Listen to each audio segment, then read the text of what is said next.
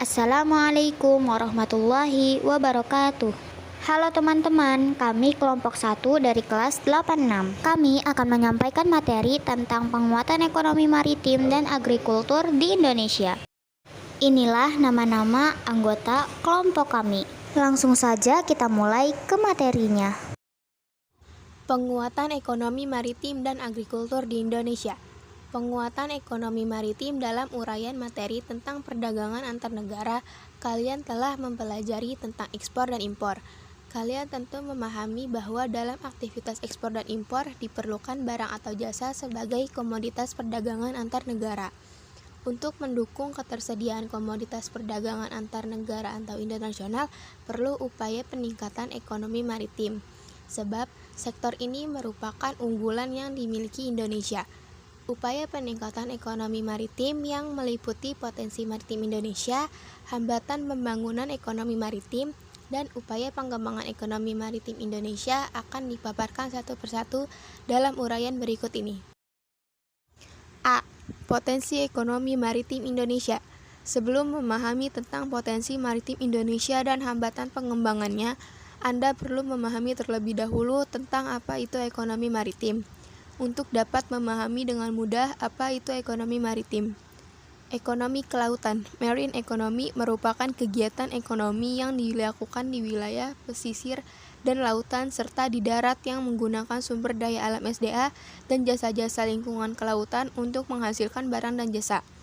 Ekonomi maritim, maritime economy, merupakan kegiatan ekonomi yang mencakup transportasi laut, industri galangan kapal dan perawatannya, pembangunan dan pengoperasian pelabuhan beserta industri dan jasa terkait. Berdasarkan kedua pengertian di atas, tentu Anda sudah mengetahui perbedaan antara ekonomi kelautan dan ekonomi maritim. Keduanya sama-sama bertujuan untuk meningkatkan kesejahteraan umat manusia. Contoh kekayaan Indonesia di bidang ekonomi maritim dalam bentuk pengembangan rumput laut. Amati gambar tanaman rumput laut pada gambar berikut. Rumput laut merupakan kekayaan sekaligus keindahan bawah laut untuk menarik wisatawan, baik asing maupun lokal. Menurut Kementerian Kelautan dan Perikanan tahun 2010, terdapat 108 kawasan konservasi perairan dengan luas 15,78 juta hektar, yang diharapkan dapat meningkat menjadi 20 juta hektar pada tahun 2020. Beberapa daerah memiliki keindahan bawah laut yang sudah sangat mendunia dan menjadi spot menyelam yang wajib dikunjungi para penyelam, seperti Bunaken di Sulawesi Utara, Raja Ampat di Papua Barat, Labuan Bajo, dan Wakatobi. Perlu kalian ketahui bahwa sekitar 75% dari total wilayah Indonesia terdiri dari wilayah perairan atau lautan. Wilayah laut Indonesia yang sangat luas merupakan potensi yang penting dan perlu dipelihara serta ditingkatkan kualitasnya. Berdasarkan statistik perikanan tahun 2012 dari Food and Agriculture Organization atau FAO, Indonesia merupakan negara peringkat kedua dalam produksi perikanan tangkap dan peringkat keempat dalam produksi perikanan budidaya. Indonesia juga merupakan negara kedua dalam hal banyaknya jumlah kapal yang dimiliki setelah Tiongkok. Dapat kalian ketahui bahwa sumber daya alam yang besar dan letaknya strategis berada di persilangan Samudra Hindia dan Samudra Pasifik, serta posisi Indonesia sebagai negara kepulauan terbesar di dunia seharusnya menjadi kekuatan penting yang dapat dimaksimalkan pengembangannya. Banyaknya kekayaan yang terkandung di laut secara utuh, baik di dalam, di dasar, maupun di atas permukaan laut, merupakan potensi ekonomi yang mampu memberikan kontribusi nyata bagi perekonomian nasional. Berbagai kekayaan laut ini sebenarnya telah dieksploitasi dan dimanfaatkan sejak dahulu hingga sekarang, baik melalui metode produksi yang tradisional maupun berbasis teknologi. Pandangan ekonomi paling sederhana memberikan tuntunan tentang bagaimana suatu perekonomian dapat bekerja dengan baik dari 3 kondisi dasar dalam bentuk pertanyaan, yaitu 1. Apa yang harus diproduksi? Kedua, bagaimana berproduksi? Dan ketiga, untuk siapa diproduksi? Jawaban dari kombinasi ketiga pertanyaan tersebut dapat dikaitkan dengan kemampuan Indonesia sebagai negara kepulauan, terutama membahas apakah pembangunan yang dilakukan telah menempatkan sektor kelautan sebagai model pembangunan yang unggul. Produksi sektor kelautan secara kuantitatif barangkali tidak mengalami masalah, walaupun seringkali terdapat kesenjangan antara potensi dan realisasi. Dengan kekayaan laut yang sangat banyak, ironisnya pembangunan ekonomi nasional masih belum memberikan dampak positif yang kuat terhadap kesejahteraan masyarakat. Gambaran nyata kondisi ini sejalan dengan pengelolaan sektor kelautan belum digarap dengan penuh perhatian dan kemauan. Hal ini terlihat pada potret sebagian besar nelayan Indonesia yang masih bergelut dengan kemiskinan, padahal produksi perikanan terus meningkat. Daya saing domestik yang lemah menyebabkan kegiatan pengangkutan, transportasi laut, maupun eksploitasi sumber daya mineral di wilayah perairan nasional masih lebih banyak dilakukan oleh pihak asing. Kekalahan dalam kompetisi ekonomi berbasis maritim juga terjadi di sektor industri dan jasa kelautan, mulai dari hulu maupun hilir. B. Kondisi ekonomi maritim di Indonesia dan negara-negara ASEAN. Keprihatinan terhadap sektor kelautan nasional mengharuskan adanya kebijakan strategis untuk mempercepat pengembangan keunggulan di berbagai subsektor kelautan. Pembangunan ekonomi maritim ingin menjadikan kekayaan potensi kemaritiman sebagai landasan untuk mengadakan ketersediaan infrastruktur yang berkualitas, terutama di sektor kemaritiman. Dengan demikian, iklim bisnis dan investasi maritim yang baik akan berkembang. Pembangunan ekonomi maritim akan membawa industri pada kebutuhan akan sumber daya manusia kemaritiman dan inovasi teknologi yang berbasis pada pendidikan kemaritiman yang unggul dan modern. Jika proses ini dapat berlangsung, maka pembangunan ekonomi maritim dipastikan akan membawa masyarakat ke arah kemakmuran. Pembangunan di bidang kelautan diarahkan untuk mencapai 4 tujuan, yakni 1. Pertumbuhan ekonomi tinggi serta berkelanjutan. Kedua, peningkatan kesejahteraan seluruh pelaku usaha, khususnya para nelayan, pembudidaya ikan, dan masyarakat kelautan lainnya yang berskala kecil. Ketiga, terpeliharanya kelestarian lingkungan dan sumber daya kelautan. Keempat, menjadikan laut sebagai pemersatu dan tegaknya kedaulatan bangsa. Selanjutnya, kondisi ekonomi maritim di Indonesia dilihat dari A. Sektor pelayaran. Sebagai negara kepulauan terbesar di dunia, industri pelayaran merupakan infrastruktur dan tulang punggung kehidupan berbangsa dan bernegara. Namun dalam realita, industri pelayaran nasional saat ini dalam kondisi belum begitu baik. Ditinjau dari segi daya saing, pangsa muatan armada kapal nasional masih tergolong rendah. Industri galangan kapal yang sebenarnya sangat strategis karena mempunyai rantai hulu hilir yang panjang, hingga saat ini belum berkembang.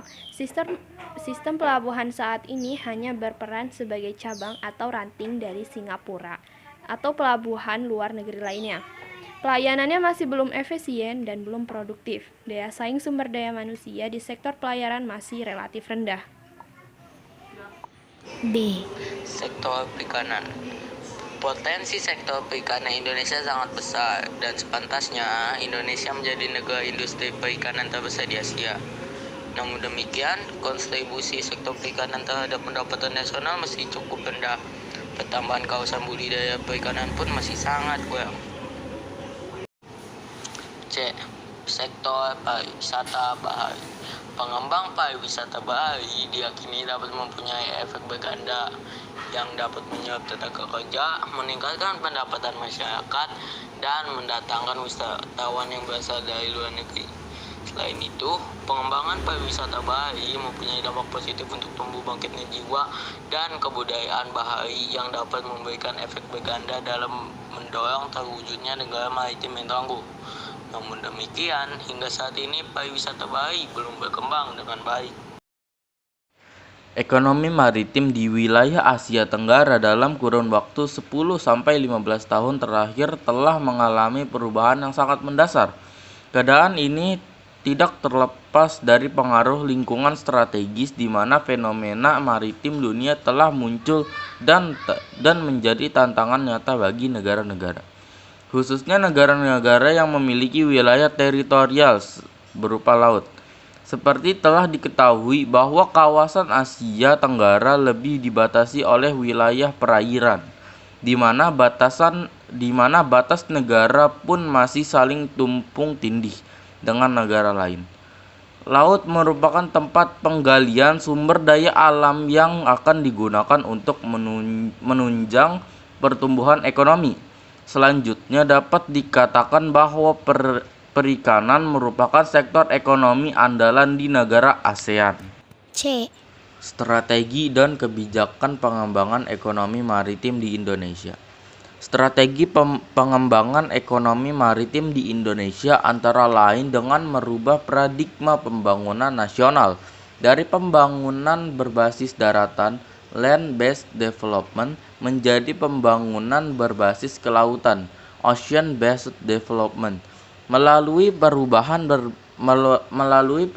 basis pembangunan dari basis daratan ke lautan, maka pelabuhan, armada pelayaran, transportasi laut akan lebih maju dan efisien. Kebijakan pengembangan ekonomi maritim di Indonesia adalah dengan memacu percepatan pengembangan infrastruktur dan ketersambungan maritim, membangun tol laut, pelabuhan laut dalam, logistik, industri perkapalan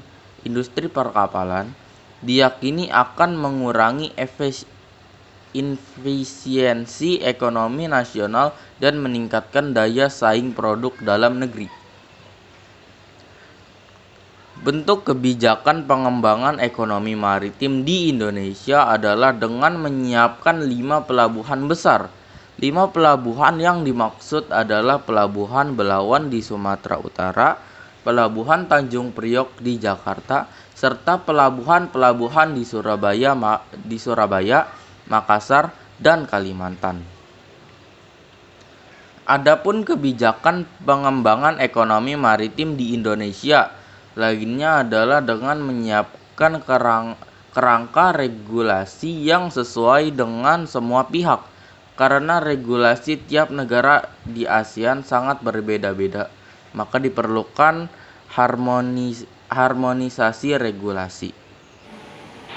2. Penguatan agrikultur di Indonesia. Ekonomi agrikultur merupakan upaya peningkatan perekonomian dengan memberdayakan sektor pertanian. Agrikultur merupakan kegiatan pemanfaatan sumber daya hayati yang dilakukan manusia untuk menghasilkan bahan pangan, bahan baku industri, sumber energi, atau untuk mengelola lingkungan hidupnya. Kegiatan pemanfaatan sumber daya hayati yang termasuk dalam agrikultur biasa dipahami orang sebagai budidaya tanaman, bercocok tanam, atau pembesaran hewan ternak. Agrikultur dapat pula berupa pemanfaatan mikroorganisme dan bioenzim dalam pengolahan produk lanjutan, seperti pembuatan keju dan tempe, atau sekedar ekstraksi semata seperti penangkapan ikan atau eksploitasi hutan. Produk agrikultur: cabai, pisang, wortel, paprika, apel, kacang panjang, sawi, brokoli, cabai, tempe, jahe, kol, dan lemon. Produk non-agrikultur: tinta, mutiara, biji karet, rotan, dan kerang mutiara. Selanjutnya, kalian juga harus memahami bagaimana meningkatkan sektor agrikultur sebagai penopang peningkatan perekonomian Indonesia. Upaya peningkatan perekonomian sebaiknya diusahakan dengan peningkatan berbagai sektor. Salah satunya dari sektor agrikultur atau pertanian. Mengingat jumlah penduduk Indonesia yang sangat banyak, sektor penghasil pangan harus diusahakan agar dapat memenuhi kebutuhan seluruh masyarakat. Dukungan pemerintah dalam pengembangan agrikultur antara lain berupa pemberian subsidi pupuk serta benih. Hal ini dimaksudkan agar faktor produksi dapat ditekan sehingga harga jual produk dapat bersaing namun terjangkau. Selain itu, pemerintah juga selalu mengawasi harga-harga produk pertanian dengan tujuan untuk melindungi petani apabila harga barang terlalu rendah. B. Peran agrikultur di Indonesia. Indonesia merupakan negara yang kaya akan sumber daya alam. Tanahnya subur. Sampai saat ini, sebagian besar masyarakat Indonesia bermata pencaharian sebagai petani. Pertanian atau agrikultur merupakan sektor primer dalam perekonomian Indonesia. Sektor ini merupakan sektor penting untuk menyumbang hampir setengah dari perekonomian. Setelah itu, agrikultur juga berperan sebagai penghasil devisa negara melalui ekspor. Pembangunan sektor agrikultur di Indonesia sampai saat ini masih belum dapat memberikan sumbangan yang tinggi jika dilihat dari tingkat kesejahteraan pelaku sektor dan kontribusinya pada pendapatan nasional. Pembangunan agrikultur di Indonesia dianggap penting dari keseluruhan pembangunan nasional. Pembangunan agrikultur atau pertanian di Indonesia mempunyai peranan penting, antara lain potensi sumber daya alam yang besar dan beragam, pangsa terhadap pendapatan nasional yang cukup besar, besarnya pangsa terhadap ekspor nasional, besarnya penduduk Indonesia yang mengantungkan hidupnya pada sektor ini, perannya dalam penyediaan pangan masyarakat dan menjadi basis pertumbuhan di pedesaan. Potensi pertanian Indonesia besar, namun pada kenyataannya saat ini sebagai besar petani kita masih banyak yang tergolong miskin. C. Hambatan pengembangan agrikultur di Indonesia. Pengembangan di bidang agrikultur di Indonesia mempunyai beberapa hambatan, antara lain sebagai berikut. 1. Skala usaha pertanian pada umumnya relatif kecil. 2. Modal terbatas. 3. Penggunaan teknologi masih sederhana. 4. Sangat dipengaruhi musim. 5. Pada umumnya berusaha dengan tenaga kerja keluarga. 6. Akses terhadap kredit, teknologi, dan pasar rendah. 7. Pasar hasil pertanian sebagai besar dikuasai oleh pedagang-pedagang besar sehingga akan merugikan petani. 8. Alih fungsi lahan pertanian menjadi lahan non-pertanian. 9. Kurangnya penyediaan benih yang bermutu bagi petani. Gambar ini adalah contoh petani dengan skala usaha pertanian yang masih relatif kecil, yang tampak pada petak-petak tanah sawah yang relatif sempit. Usaha dengan skala kecil tentu akan mendapatkan hasil yang kecil. Hasil yang kecil menjadi cerminan dari tingkat kesejahteraan yang rendah. Berdasarkan fakta dalam gambar ini, pembangunan pertanian di masa mendatang bukan hanya untuk memecahkan masalah-masalah yang ada, melainkan untuk menghadapi tantangan globalisasi. Oleh karena itu, pembangunan pertanian di Indonesia tidak saja dituntut untuk menghasilkan produk-produk pertanian yang berdaya saing tinggi, tetapi juga mampu mengembangkan pertumbuhan daerah serta pemberdayaan masyarakat. Tantangan tersebut diharapkan mampu mendorong kita agar lebih bekerja keras dalam mengembangkan sektor pertanian apabila menginginkan pertanian kita dapat menjadi pendorong peningkatan kesejahteraan masyarakat dan dapat menjadi motor penggerak pembangunan bangsa. 3. Strategi pengembangan agrikultur di Indonesia. Beberapa strategi yang dapat dilakukan pemerintah dalam mengembangkan agrikultur di Indonesia antara lain A. Eco-farming. Strategi eco-farming merupakan peningkatan sistem budidaya di sektor pertanian yang ramah lingkungan dan terintegrasi dengan kearifan lokal di setiap daerah di Indonesia. B. Distribusi pupuk secara merata. Strategi yang kedua ini berupa distribusi pupuk secara merata di seluruh wilayah Indonesia. Langkah yang ditempuh dalam strategi ini adalah petani diminta menjumlahkan kebutuhan pupuk untuk kebutuhan tanamnya per hektar selama 1 tahun. Dengan cara ini, pemerintah akan dapat mengetahui kebutuhan pupuk selama 1 tahun, sehingga dapat menyediakan stok pupuk sesuai dengan kebutuhan petani. C. Perbaikan irigasi. Pertanian yang berhasil tidak lepas dari baiknya sistem irigasi yang diterapkan. Oleh karena itu, pemerintah mengusahakan keterjaminan ketersediaan air untuk pertanian dengan perbaikan atau pengadaan irigasi yang baik. Strategi lain yang dapat dilakukan di sektor agrikultur atau pertanian adalah melakukan pembangunan dan perbaikan berbagai sarana pendukung sektor pertanian.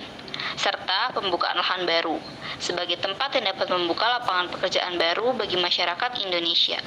Mutu sumber daya manusia yang mampu memberikan konsultasi bagi petani dalam meningkatkan produktivitasnya perlu ditingkatkan. Hal ini merupakan bentuk dukungan bagi petani untuk tetap mempertahankan usahanya di sektor pertanian.